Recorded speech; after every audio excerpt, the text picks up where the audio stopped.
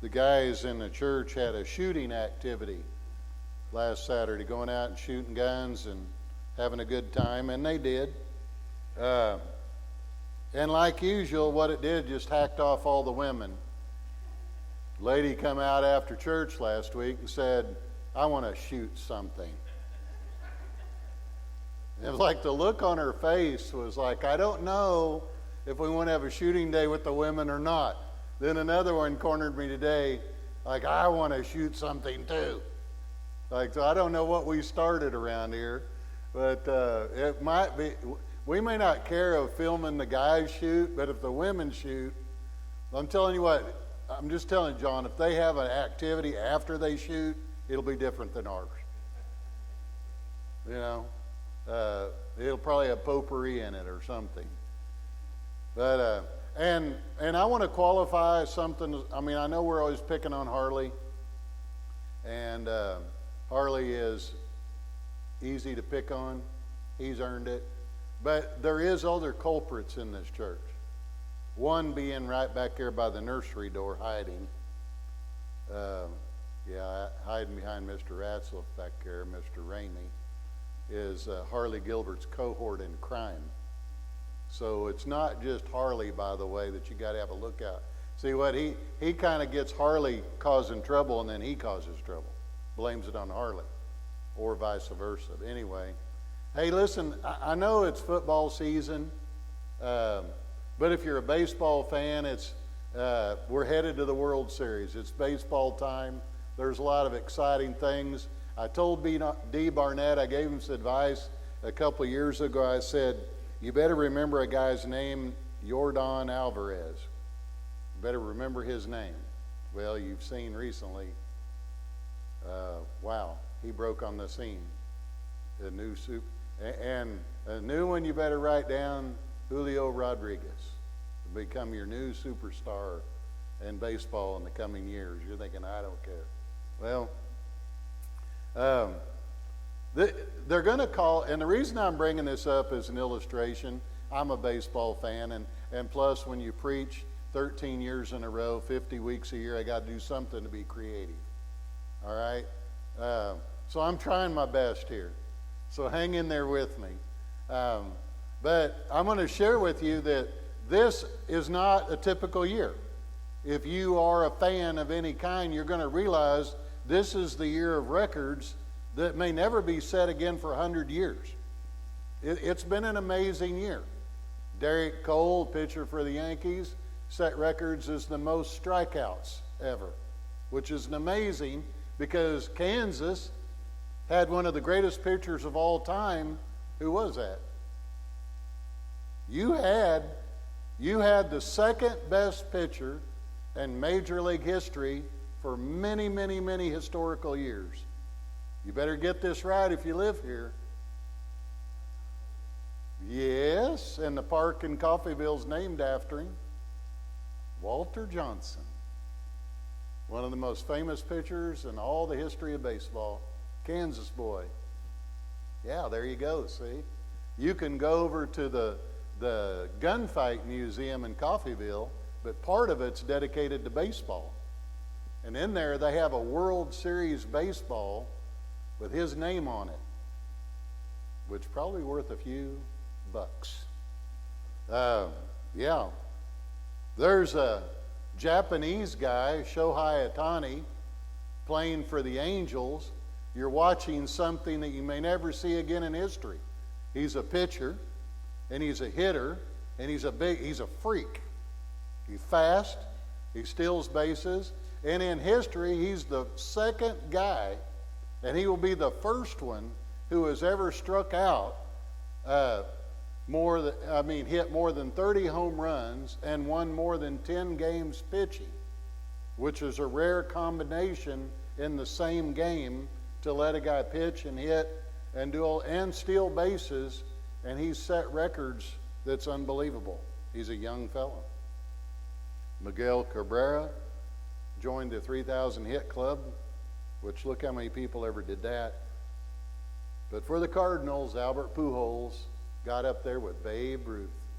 He had over 700 home runs for his career. Albert Pujols will now be on the list of the 4th most home runs history. And if you're a baseball player, you go out and try to hit 700 home runs, in a season. Because, George Brett was a great home run hitter, and I think he's about 131st on the list. George Brett was a great baseball player. Stan Musial didn't even make 500. Was a great player. Mickey Mantle did not even make that many. Mickey Mantle holds the longest home run ever hit in history. But he's not even up there with those guys. They call them icons. They call them immortals. And Aaron Judge, he did something that hasn't been done since 1961. He hit 62 home runs. Now he's hit more than that after yesterday. And broke the all-time home run record for hitting baseballs in a season ever. It's crazy. What is it about the home run in baseball? It's kind of like track and field. We kind of, there's a lot of stuff going on at a track meet, but when the 100 meters and we want to see who the fastest man in the world is, it kind of dominates, doesn't it? There's something about wanting to see the fastest woman in the world. There's other stuff going on like broad jump, shot put, but everybody wants to, who's the fastest? Who can hit the ball the furthest? Who can hit it the longest? Did you ever drive to Kansas City to see George Brett hit a single? We have this love for seeing how far the ball can go. How far can Bo Jackson hit that thing? Everybody wants to know. And so, on my list, the first record to hit that many home runs in one season for Aaron Judge is a crazy thing. You know who the other guy's record that he broke did it? Who was that? In 1961, he hit 61. Isn't that kind of corny? And it's almost 61 years ago. Roger Maris broke Babe Ruth's record. During the season, he was better than Mickey Mantle, who he played with. His hair was falling out. He got death threats all the time because the Babe was the Babe. You're not breaking Babe Ruth's record. You break Babe Ruth's record, we're going to kill you. Isn't that horrible? And he had his health was failing. He was glad it was over when it happened. It was a miserable year, but he set an all-time record. And Aaron Judge, he's a freak. Did you know he's 6'7", 270 pounds? He's a giant. And he just set a new record of hitting home runs in a season. Baseballs, if you watch a game, they throw them out all the time. It's amazing how many they waste during a game. They come in a case, and they come in a box wrapped in paper, and Aaron Judge was in the American League, so his ball would be like this. This is a professional American League baseball.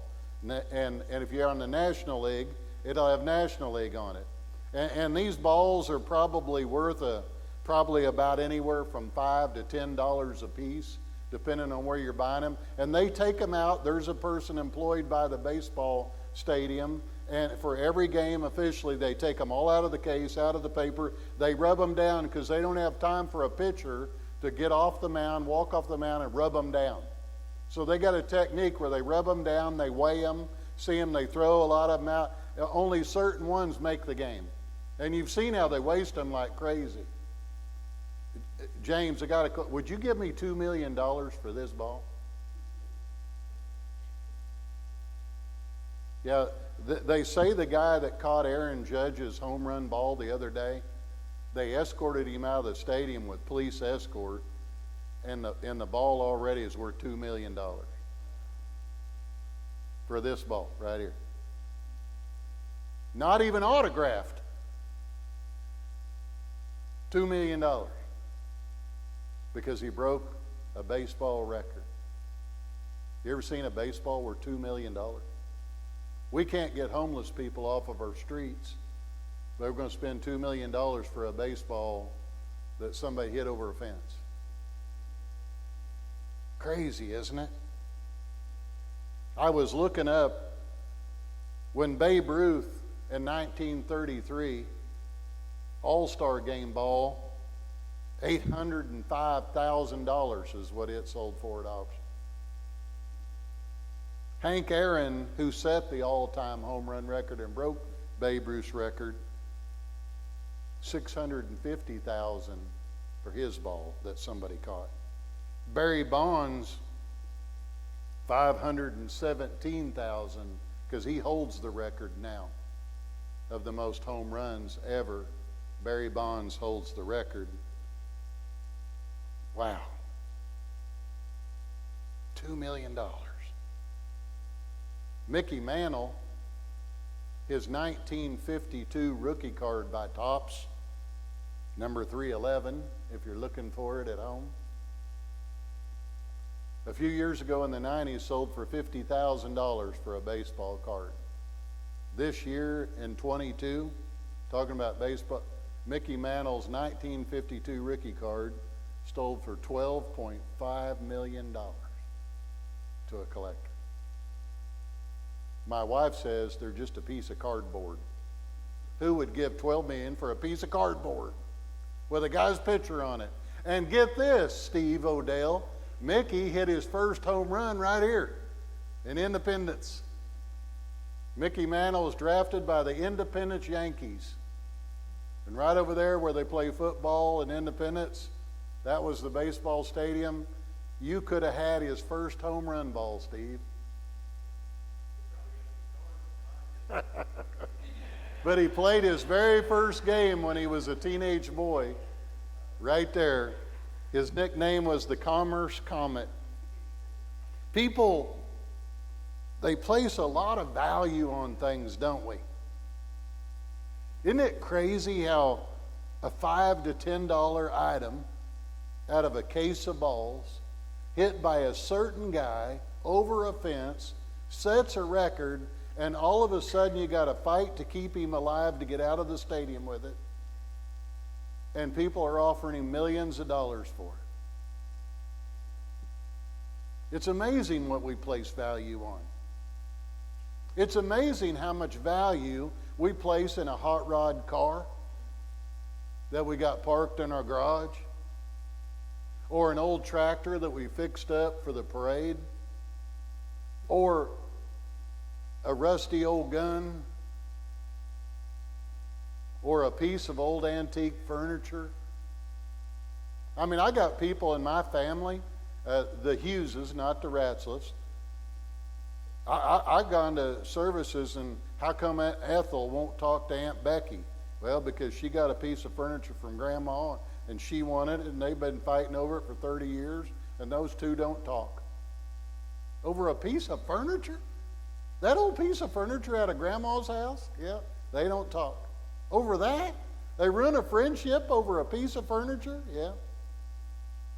Amazing what we place value on, isn't it?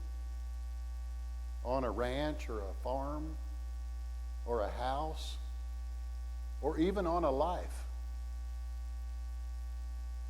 In Jesus' very first sermon, this is what he said in Matthew chapter 6.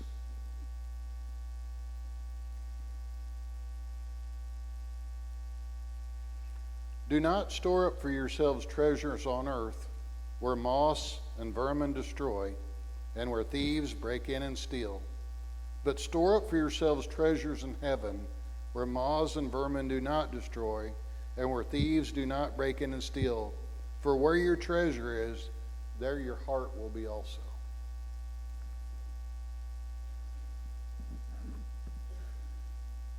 People in Florida standing in their yard in their underwear.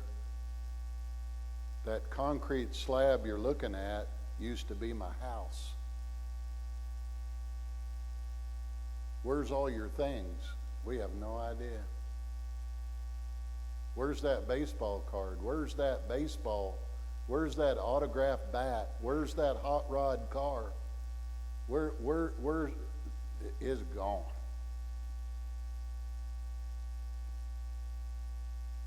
That's what Jesus was talking about.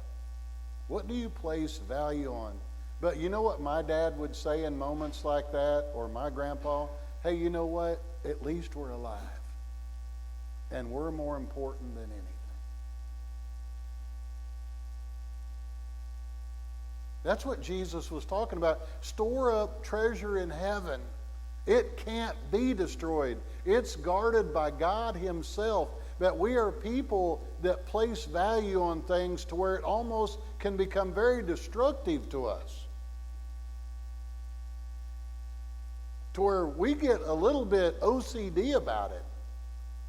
Sometimes we can just get rather hard to live with about it. You know, I'm a sports fan and I think it's neat, but that's getting a little crazy when someone will pay $12 million for a piece of cardboard with a guy's picture on the cover.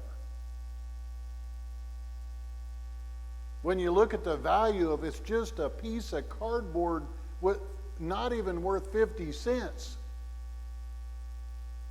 But it's worth something because people have placed an incredible value upon it. And Jesus is saying, what do you place value on? I mean, if you look at America, I could get right down on Henry this morning. I mean, look at baseball stadiums in the playoffs. Look at Chief stadiums. Look at high school stadiums. And look at our churches. So it's obvious what we place value on, isn't it?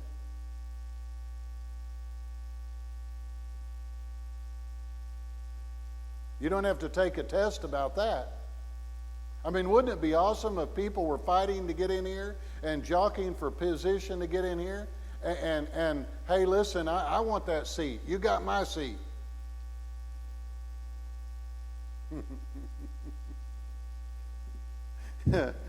Years ago, this isn't in my sermon, but this is too good to leave out.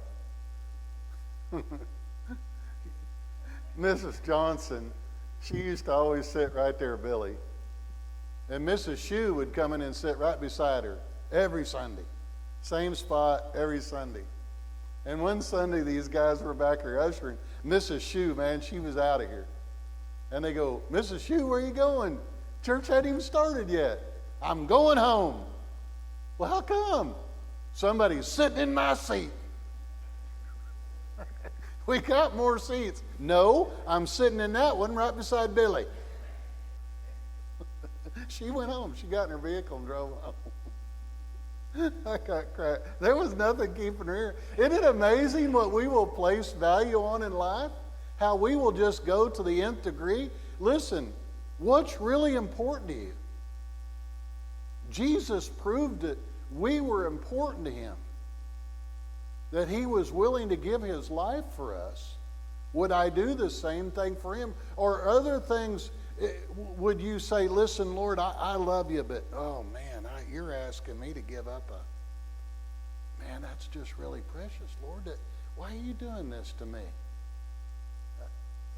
I mean, you're asking me, well, Mike, do you love this more than you love me?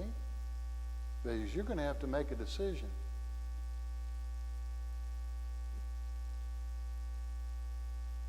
You love your family more than you love God? Listen, I think it's wonderful to love our families, but we're not supposed to worship our families. We're supposed to worship God and love our families. We're not supposed to love God and worship our families. Sometimes we get that backwards. What do I love the most? Can I walk away from it? If someone went up to that guy and said, hey, listen, you caught that Aaron, you caught that ball the other day that he hit his 62nd home run, would you give that up to go to heaven? Would you walk away from it to go to heaven? You know, a lot of people that have won those lotteries, if you've ever seen the documentary, a lot of them have lost a lot. And they said, listen, you know what? I'd give all the money back because it's destroyed our family. The one guy said, it destroyed my granddaughter. And he said, I'd give all the money I won in the lottery back if I could have my granddaughter back again. He said that money destroyed our family. That's not all the answers sometimes, but we think it is. And Jesus, in his very first sermon, he talked about, what do you place value on? What's really important to you? Well, I'm a Cardinals fan, and Albert Pujols finished out his last season playing for the St. Louis Cardinals again, right where he started. And he set some records this year. He joined the Immortals in home runs for his career. I mean, I want you to understand something. Of all the boys that have ever grown up playing baseball, to make it to professional baseball, there's about, I heard a guy say there's 5,000 jobs available in professional sports. And there's over 300,000 college athletes every season wanting to graduate and have one of those 5,000 jobs. But all those 5,000 guys don't quit every year. So that means there's fewer positions available for over 300,000 college athletes every year. So if you start doing the math on what it takes to become a professional athlete, and then through all the training and all the camps and all the injuries to actually make any kind of professional team, and then get on a team and be a person that contributes, that gets a base hit, or hits a home run in one game, or plays in games and makes a significant difference. So you can start to see what an amazing thing it is to make it to that place and then contribute in a way to where you do better than anyone that's ever played. Because I was talking to one of the boys from my church in Missouri that did make the Detroit Lions, and he said, Dad, I'm thinking about coming home. I'm tired. He said, most people in America don't realize we play every day. And you go to the stadium in the morning, you eat breakfast, you put your workout clothes, you might work out in the weight room, you change clothes, you go on the field, we bat, we field. He said, we practice every day 4 hours before the game ever starts. Then we shower and put our uniforms on and play till it's almost time to go to bed at night, and then we do it all over again the next day. He said it's not as romantic as people draw it out to be if you're out there doing it every day. So if you look at the enduring factor of these guys lasting through that and then being on TV and being a star, that's truly unbelievable if you look at it. The odds of that happening for someone just don't happen every day. And to be up there and hit. Barry Bonds hit the most home runs of anyone, 762. Hank Aaron, 755. The Babe, 714. Albert Pujols, 703. He will go down as number 4 all time in history. What a great season this was this year. I'm sorry, Mickey Mantle's number 18, Stan Musial 32, and George Brett 131. I like George Brett, but it's not easy to do that. It's not easy to stay true to things. You know, there were players that they said that were better than Babe Ruth. You know what his name was? Shoeless Joe Jackson. You know why you don't know who he is? Now, Kevin Costner tried to bring him back in the movie Field of Dreams, because I've read the book, and it was to try to get him, but he broke the rules. And he was kicked out of baseball. You see, in order to win at a sport, you got to keep the rules.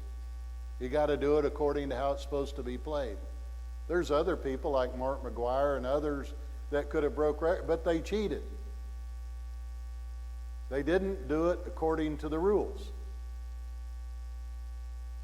And that's something that you got to keep in mind too.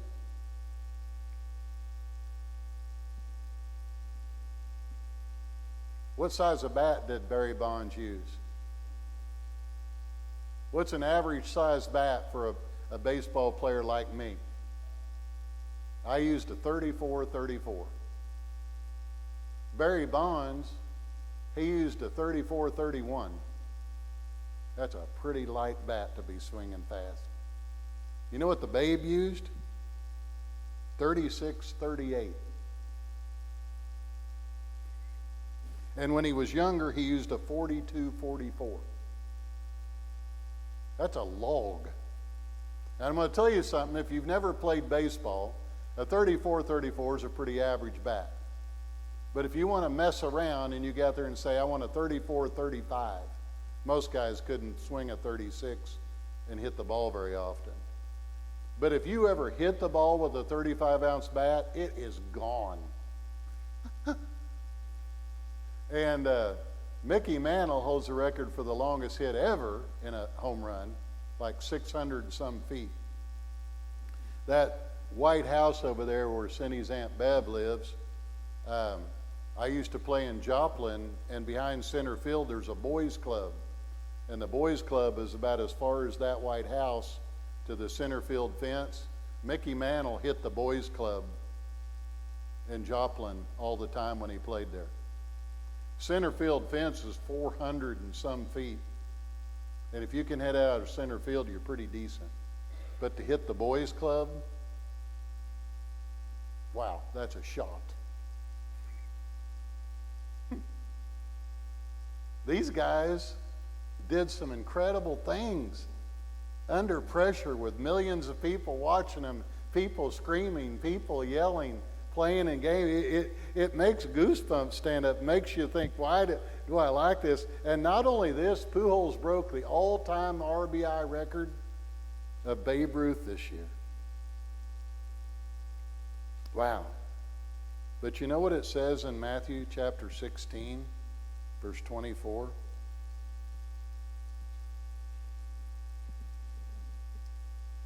Whoever wants to be my disciple must deny themselves, take up their cross, and follow me. For whoever wants to save their life will lose it. Whoever loses their life for me will find it.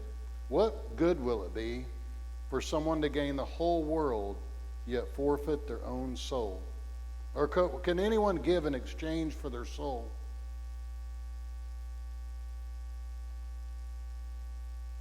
There's a lot of things that we place value on. You're going to stand there before Jesus someday and say, well, Lord, I hit the most home runs ever. Doesn't that qualify me to get in? Well, I got Aaron Judge's home run ball, God. Can I trade it to get in? It's worth $2 million. I got Mickey Mantle's rookie cord, Lord. I'll tell you what, I'll trade that to get in. Will that get me in?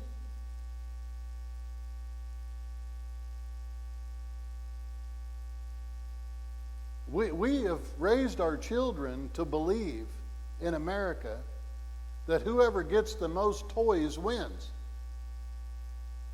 That's what we're doing. Most of our kids, have you ever sat down with the junior high kids in class and asked them what they want to be rich? You know who taught them that? Us. I want to have a nice car. I want to have a nice home. I want to have better clothes than anybody else. I want to have more money. They don't, any of them say, I want to know Jesus. None of them say, I want Jesus to be the number one thing in my life. They don't say that. Because we taught them that whoever gets the most toys wins. We got to quit doing that. I'm thankful that my dad wasn't that way. The older I get, I'm so proud that I had that dad. My dad would sit us down, give the family lecture. Listen, this family has no money. And so get it through your head, we live on love in this family. We do not live on money because we don't have any. So get used to it around here. And you know, the longer I live, I'm so glad he was my dad. because he didn't teach me to run after you got to have the best of everything or you're worthless. What are we doing to ourselves?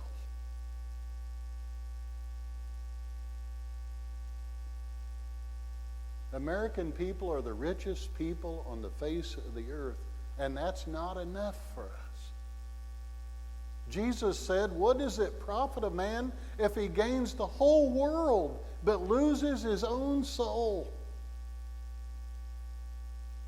If you gain all those things and have all those things. I mean, look at it. All the redneck guys in Canada, it's deer season. You go to someone's house, there's guys got enough deer heads to hang down that wall right there.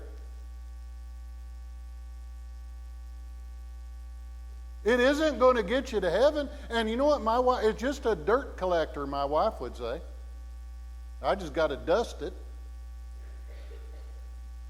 Why don't you put it in the garage? Well, I'm really, don't you realize the bigger the buck, the bigger the man? I've got more testosterone than other guys because I got a bigger buck than they got. My wife said, well, whoop-dee-doo. You go dust it then. Isn't it crazy what we place value on in life? And so you got this hot rod car that is so unbelievable, so beautiful, so crazy, so awesome. Well, you're afraid to take it anywhere and park it anywhere because someone might touch it or scratch it. Well, what fun is that? I'd rather have a Rusto mod because you're not worried about it. Isn't it amazing what we place value on to the place where it's okay to have something, it's okay to collect something, but not where it dominates our life to where we have destroyed ourselves over it. But the problem is we're running our children over it. Because what are we teaching them?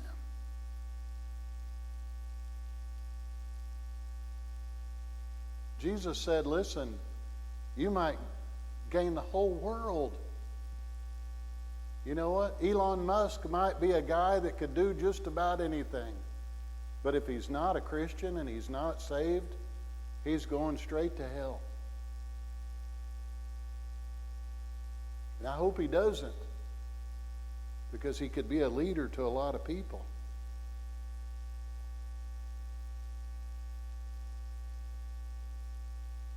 One of the coolest things I read about baseball history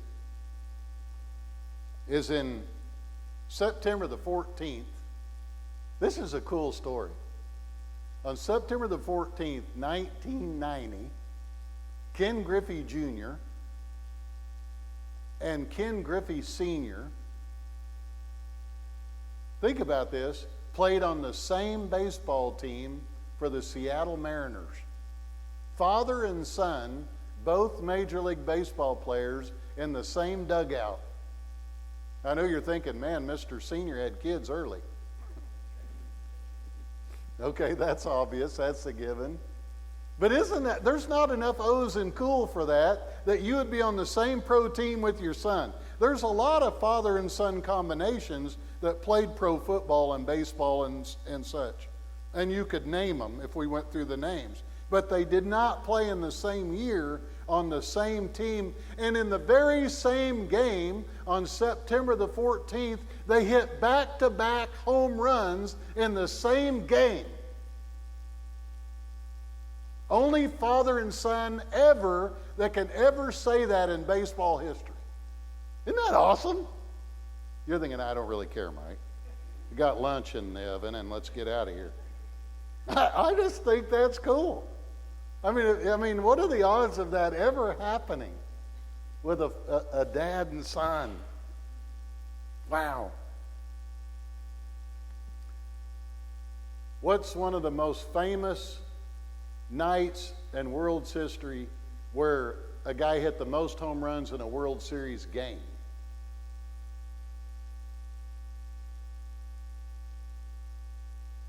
In a single game in World Series history, and I know you're on your phones Googling, You know, we got fast fingers in America today. But without Googling, I mean, who hit the most in one baseball game to turn the tide of a game? Well, there's a couple people, but one is Reggie Jackson. He hit 3 home runs in one World Series game. That's crazy. We place a lot of value on crazy things like that.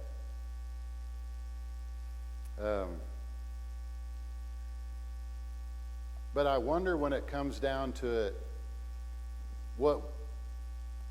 if we want to really go to heaven and we really love the Lord, is Jesus more important to you than your farm? Is Jesus more important to you than your ranch?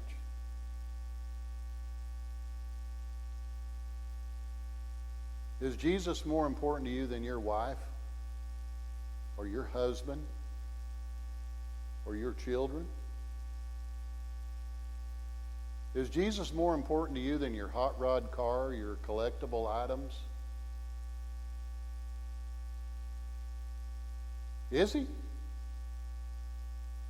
I've seen how some of you love your pets. Is Jesus more important to you than your pets that you're in love with? A lot of you are like, you can have the husband, I'm keeping the dog. You know, it's like, I heard a guy say one time, if you could get to heaven on merit, your dog would get in and you wouldn't. What do you place value on? I think that's what I'm getting at. As I looked at these records and what people place value on, I thought, we got homeless people living in our streets. We got men going into our girls' bathrooms thinking they're women. And we're placing value on a $2 million cowhide baseball. We got people paying $3,000 for a ticket to go see a football game. But we can't correct problems in our streets or problems in our schools or problems in our homes. It's obvious where we're playing. And you know what? This thing of wanting to have the most and who gets the most toys and who is the... It's killing our country. You know who destroyed Rome? The Romans. If America gets destroyed, you know who's going to destroy America? You and me.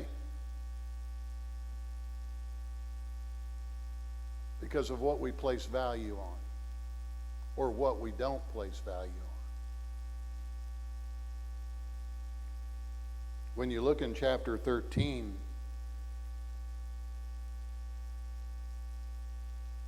of the book of Matthew, verse 44, the kingdom of heaven is like a treasure hidden in a field.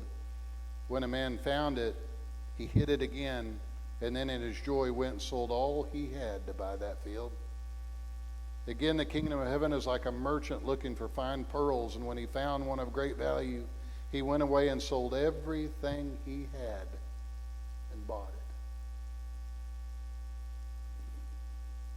it. And you know what he's talking about is when you find out how important Jesus is to you, make him more valuable than anything you ever thought in life. He has to be number one. If Jesus isn't number one in your life, you're going to struggle. We're living in a world where we say, well, if you get enough money, you get enough power, you get enough valuables, then you don't need Jesus.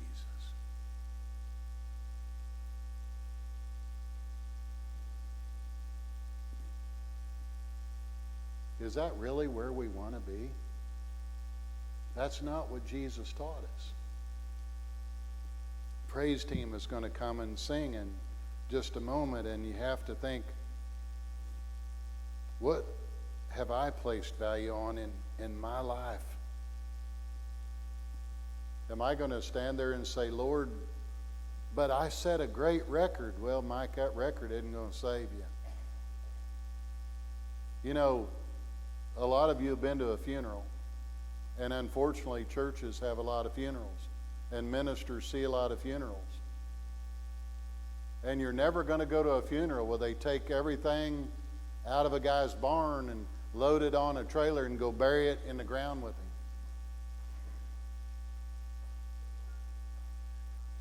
No. Later, they have an auction and sell it all. And it's a good thing they're dead and gone, because if they saw what it went for, after they're gone, they'd really be upset because it didn't bring what they thought it would. I've said that a bunch of times at family auctions, thinking, boy, if he was here now, he'd be upset because he saved that for everything and was going to really bring some money, and nobody wanted it. I know my father-in-law had a lot of farm stuff because we're country people, and all of our nieces and grandkids in our family are modern people. And he had antiques, you know, girls, I saved some antiques for you. Well, Grandpa, we don't like that junk. He'd come up to me and Cindy go, I just don't understand it. What is wrong with these girls today? That is good stuff. And they just say, Grandpa, we don't decorate with that kind of stuff. We don't like wood grain. We paint it white. He's like, you do what, girls? He just couldn't understand it. Well, you know what? When you stand before the Lord, what's really going to matter? What did Jesus say? You get to prove where your heart is by how you live every day. You can say, at Judgment Day, is God going to decide whether I get to go to heaven or hell? It's going to be decided long before then. You know how I know that? I'm a Christian man, and I'm a Christian man because there was a day in my life that I looked in a mirror many years ago and said, Mike, if you don't change your life, you're not going to go to heaven. You know what? No one had to tell me that. I knew that. And so I started a journey to change my life. When you stand before the Lord, He's not going to have to say, you get to go in and you don't. He's going to look at you and say, you know the answer. Don't you? Do I have to tell you? He's allowing you to judge yourself by every word you speak, by every action you take, by every day you live. And when you stand before Him, you're going to already know. So where are you? Are you lost? Are you chasing something that you really think has value, but it's not going to get you to heaven? Are you living in a way that God wants you to live? Praise the Lord. But I don't know where people are in life, but I know the Bible makes it clear that the value that I really put on something should be placed on my relationship with Jesus Christ. He has to be everything to us. Just like in my family, I'm proud my wife loves God more than me, and I love God more than Cindy. But that's what makes a Christian marriage. She knows and I know who we love number one. It's God.